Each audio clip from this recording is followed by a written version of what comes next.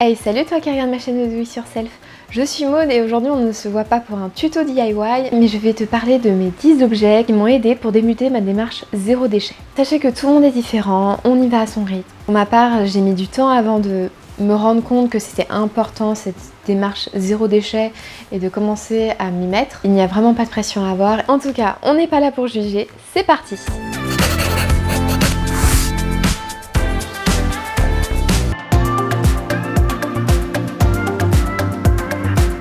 Partir sur le plus grand, le cabas.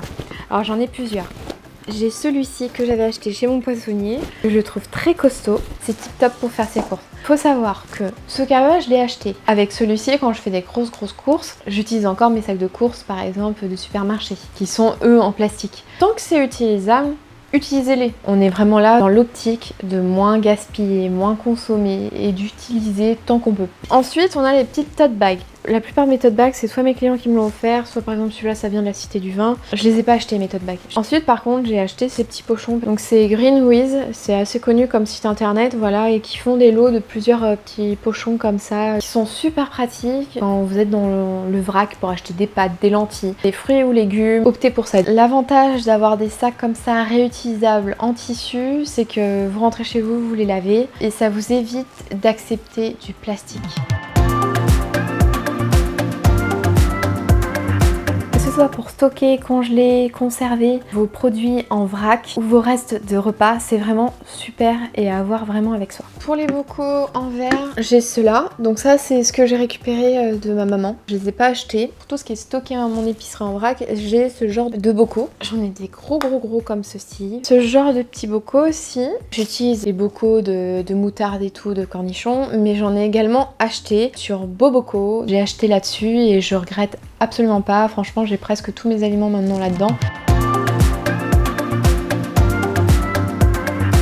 J'ai plusieurs modèles de gourdes, principalement celle-ci que j'utilise au quotidien. Certes, l'inox c'est quand même assez lourd, mais ce qui est bien c'est que ça conserve très bien le frais, ça conserve très bien le chaud. C'est indispensable à avoir plutôt que se promener avec une bouteille d'eau. On a aussi celle-ci, la thermos avec le gobelet.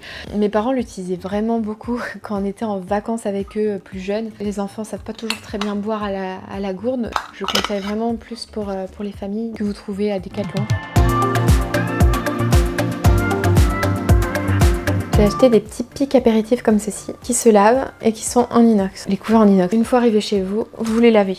Alors nous on a deux versions, vous n'êtes pas obligé d'avoir la même chose. Nous on en a une où c'est une cuillère, une fourchette et des baguettes. Principalement pour les randonnées, pour les pique-niques. Les gens de notre entourage sont souvent étonnés parce que justement quand on part en pique-nique sur la plage, souvent on emmène plusieurs petits couverts comme ceci pour que chacun ait le sien. C'est toujours mieux d'avoir des couverts en inox qu'on nettoie chez soi mais au moins qu'ils sont réutilisables. J'utilise principalement des tawashi et des éponges loofah. Les tawashi, qu'est-ce que c'est? C'est une éponge écologique japonaise qui est réalisée à partir de vieux vêtements. Donc pour ma part, j'utilise principalement des chaussettes orphelines. On fait des machines et on se retrouve toujours avec une chaussette et on ne sait pas où est la deuxième. Du coup, au fur et à mesure, j'ai fait un petit paquet de chaussettes orphelines. Je les utilise pour mes tawashi. C'est très facile à réaliser. N'hésitez pas à regarder ma vidéo sur les tawashi que j'ai réalisé il y a un petit moment déjà. Et j'utilise aussi ce genre d'éponge. C'est une éponge végétale. Ça va être pour le côté dégraissant, le côté qu'on retrouve sur les éponges supermarché, ce petit côté qui frotte, et l'avantage c'est qu'elle est vraiment 100% végétale. C'est une courge qui se présente en fait de la sorte la plupart du temps, mais que vous pouvez retrouver aussi sous cette forme là quand elle est vendue en épicerie. La brosse à vaisselle, que ce soit en bois et fibres végétales ou bien en plastique recyclé, qui est vraiment idéal pour enlever les taches qui sont ardues à avoir dans les poêles et les casseroles. Franchement c'est top et je vous le conseille vraiment. J'ai arrêté d'acheter le coton jetable en supermarché et j'ai opté pour des lingettes démaquillantes en tissu. Voilà mon petit pochon de mes lingettes démaquillantes. Donc j'ai plusieurs modèles de lingettes. J'ai celle-ci, vous avez un côté en fait coton et l'autre côté polaire. C'est un petit peu plus doux et plus agréable pour se démaquiller le matin. Ensuite, on m'en a offert des comme ceci. Elles ressemblent vraiment au coton jetable que vous trouvez en supermarché. Vous avez un côté polaire et de l'autre côté en coton. Et ensuite j'ai ces petites lingettes. Donc c'était plus décoratif, voilà, c'est un tissu qui me restait et il n'y a que un côté justement qui est utilisable. Je vous préconise de mettre une couche supplémentaire entre votre tissu déco et votre tissu éponge parce que c'est vraiment trop fin. Là, le tissu que j'avais acheté, il était certes très doux, mais il n'était pas assez épais. Du coup, maintenant quand je me frotte, je commence à sentir en fait le tissu décoratif de l'autre côté et c'est pas vraiment agréable. Je ne sais pas si vous étiez plutôt serviette hygiénique ou tampon ou bien vous portez la cup. J'ai jamais supporté les serviettes hygiéniques donc j'ai vite été amenée à porter des tampons. Je n'ai jamais vraiment supporté ça non plus. C'était un peu une contrainte et une douleur pour moi de devoir porter des tampons à chaque période de règles. Je le sentais en fait le tampon, ça me gênait. J'ai décidé en fait d'arrêter de porter des tampons et de m'orienter vers les culottes menstruelles. J'ai commencé par acheter les culottes de chez Fempo. C'est une marque française, ça fait plus d'1 an que j'ai celle de Fempo. Faut savoir que c'est quand même un budget, 36 € la culotte. Donc j'ai d'abord acheté chez Fempo et ensuite j'ai acheté chez Blooming. J'ai en noir et également en rouge. Pour ceux qui supportent pas la cup ou qui supportent pas les tampons comme moi, optez vraiment pour la culotte menstruelle. Et je vous ferai une vidéo promis sur justement ce que j'en pense, pourquoi j'ai choisi ces marques-là plutôt que d'autres. Surtout si tu souhaites regarder cette vidéo, n'hésite pas à t'abonner et activer la cloche pour justement être notifié de cette prochaine vidéo.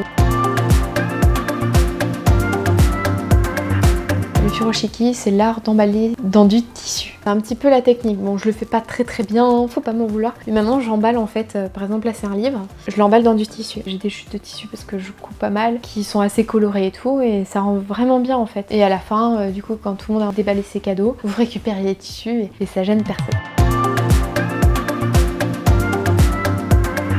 Ça va paraître une évidence pour certains parce que ça date de bien longtemps, même nos grands-parents déjà utilisaient ce genre de choses. Pour mes produits d'entretien, ça se résume à quoi? À du savon de Marseille, du savon noir, du vinaigre blanc, du bicarbonate et des cristaux de soude. Alors avec ça, ça me permet vraiment de tout nettoyer, tout enlever, détartrer, nettoyer, décresser, déboucher, ça fait vraiment tout quoi. En tout cas, si vous avez aimé la vidéo, n'hésitez pas à vous abonner et à activer la cloche pour suivre mes prochains tutos et mes prochains conseils. En tout cas, moi je vous dis à bientôt pour une prochaine vidéo.